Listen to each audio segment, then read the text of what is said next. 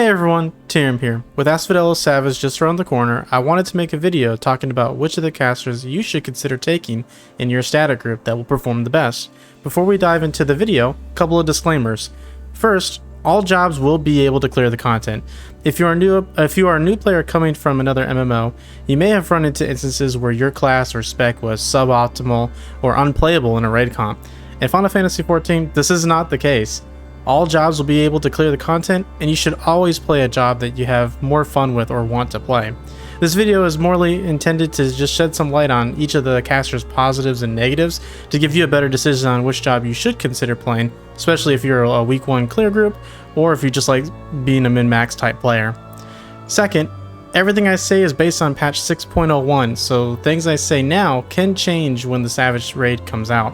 Typically, the first raid tier doesn't have major changes unless there was a major problem detected in pre-Endwalker launch that they couldn't patch until 6.05. And lastly, I stream on Twitch. My group will be raiding Tuesday through Thursday, 8 through 11 Eastern Time. If you'd like to swing by and hang out, discuss caster stuff, Final Fantasy XIV related info, or anything else, feel free to drop by. I'll put my Twitch link in the description below. With all that out of the way, let's get started. Okay, first job on the list we will start with is Summoner. With all the changes Summoner got in Endwalker, their identity is a lot clearer now, with the job solely focusing on summoning pets and using their abilities for damage. Overall, the job in my opinion is better than its pre-Endwalker counterparts. However, some of the changes have some cause for alarm that I do believe this job is currently the weakest of the caster DPS. Let's start off with some pros first. The job is very easy to pick up and understand. The rotation is very easy to learn, and the rotation can be changed depending on the fight's needs. For example, if you know that you're going to need to be moving quite a bit, you'll summon Titans so that everything is instant cast and you can be able to move around and do DPS. Or if the boss is going to be staying still for a while, you may want to summon Garuda to make sure the Slipstream gets the full duration of its potency ticks. Also, majority of the spells are instant cast, which means the job isn't just in general very mobile. So it's very easy to just pick this one up and be able to learn it on the fly. Cons though, I mentioned the rotation is easy to learn. The downside is you have no breaks in your rotation. So for example, if someone dies in your group, you can res maybe once a fight without hurting your rotation. But otherwise, if there's more than one, you're going to have to sacrifice some summon abilities to res someone, which may throw off all your alignments for 2-minute cooldowns and other things down the road. I've heard of a spell speed build that can help alleviate this issue, though I'm not sure how much DPS will be sacrificed with that build. Speaking of damage, Phoenix is a lower DPS than Bahamut. In the grand scheme of things, this isn't really a huge problem unless you die. If you die in the rest of your fight, and the rest of the fight onward, your 2-minute cooldowns come up during Phoenix phases, you'll be losing DPS every 2 minutes pretty substantially. And then overall current DPS, if you look at FF logs, Summoner is the lowest just in general. Majority of this can easily be fixed though with potency buffs, which may be done in 6.05. But as it stands currently, Summoners are the weakest in terms of just flat numbers. So if you're a min-max kind of person or your week 1 clear group trying to get a good clear, this job may not be the best one to pick up first week unless there's some potency buffs on 6.05. I definitely feel Summoner is going in the right direction with the new identity. However, I think the devs do need to examine the rotation strictness and give some potency buffs to help bring Summoners up to par with the rest of the casters. Alright, next up on the list is going to be the Black Mage. Like I mentioned in my Black Mage video guide, if you like Shadowbringer's Black Mage, you'll love Endwalker Black Mage, maybe even a little bit more. The added tools you get for Black Mage make it more approachable now than ever before. I do, however, think this is the runner-up caster for this Savage tier, so let's break down the pros and cons as to why I feel that way. So starting with the pros, accessibility is the first thing I have to say about this. With the addition of another Sharp Cast and the buffs of Sharp Cast lasting 30 seconds, it makes it maintaining your Thunder Dot so much easier now, and it also gives you just more flexibility in movement. Also, having 2 charges of Triple Cast also allows for more movement as well. So some of the things that kind of restrict the Black Mage now or previously has been given more tools to be able to manage the movement as needed. Plus also thinking that Paradox, actually in your ice phase is another free movement spell. There's just so much movement on a job that originally had 0 or very little movement before.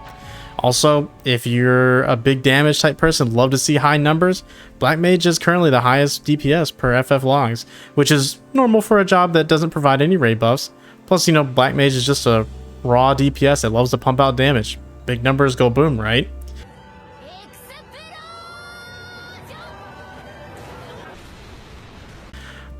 Other than that, though, there really isn't too many more pros that I can think of. And so, starting with some of the cons, knowledge of the fight is really needed.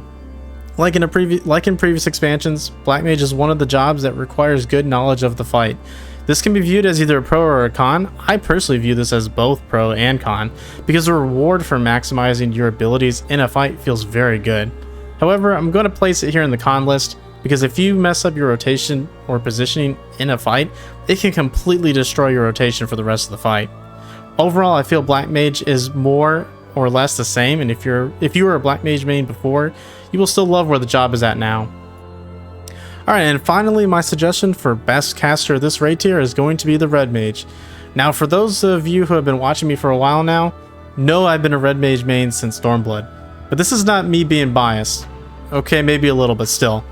Currently, Red Mage is extremely strong in terms of damage, utility, and approachable rotation, so let's break down the pros and the cons.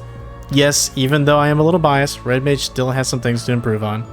So starting with the positives, the utility on this job is insanely high. This job offers more utility than all the other casters. Taking Addle out of the equation, because Addle is with every caster, Red Mage also brings quick reses with dual casts, which can help with initial prog to see further into the fight. Decently potent self-heal in Vercure, 2 charges of acceleration, which now is a free instant cast of any ability, and guarantees a proc of Ver Fire or Ver Stone if you use Ver Thunder or Ver Arrow, which means more mobility on the job. And lastly, something I had hoped and predicted that the Red Mage would get this expansion, Magic Barrier, a 10% damage mitigation shield, plus increased healing potency for all the healing spells. This is a lot of utility that this job brings, which is really which is why I believe this is easily a good caster to pick up for week 1 clear groups when you can help with checks every fight. Also, speaking on damage, normally Red Mage has been at the bottom of the caster list, and even lower than some other jobs because of the utility that they bring. It was mostly the res tags, let's be honest. Currently though, Red Mage is second just behind Black Mage, and only slightly due to according to FF logs. To me, this is one of the main reasons why you should consider bringing a Red Mage on this tier, as being slightly under Black Mage and all the utility that they bring. To me, it just is more worth. But there are some negatives in regards to Red Mage. The rotation is still pretty brain dead. As cool as the resolution is visually, another finisher doesn't really change the rotation regarding much on the rotation itself. Nothing was really added new to the gameplay on rotation. You will still go between balancing white and black mana, and then melee combo followed by magic bursts, and then repeat. So if you didn't like Red Mage before, you probably won't like it now. And then another negative I have that's kind of the biggest one is their burst phases.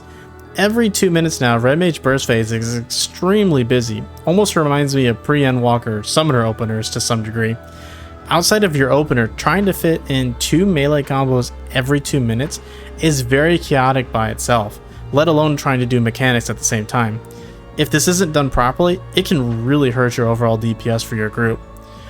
Overall, I still love this job and do think that this is the caster DPS chosen for early prog groups. With a sheer amount of utility plus the high DPS, Red Mage is the clear winner for caster DPS this raid tier. And that completes my tier list for casters for Asphodelos Savage. Reminder again that anything I said can be adjusted when the Savage tier drops, and that you should always play whatever job you enjoy playing the most, as every job can clear the Savage content. Even with me making this video, I'm still struggling picking which caster I want to take for my group. If I was a part of a week 1 clear group, I would be taking Red Mage hands down, but I will likely be staying with the Summoner, even with the cons I've stated above, because that's just what I want to play. I hope you all enjoyed the video. If you did, please leave a like and share the video. Also, I'd like to hear your opinions as well, so comment below and let me know. If you'd like to support the channel, please consider subscribing, as this does help support me directly, and it's free. We are close to 200 subs, and I greatly appreciate everyone that has subbed or has followed me on Twitch. It gives me more encouragement to continue making content like this. Thanks everybody for watching, and until next time, see ya!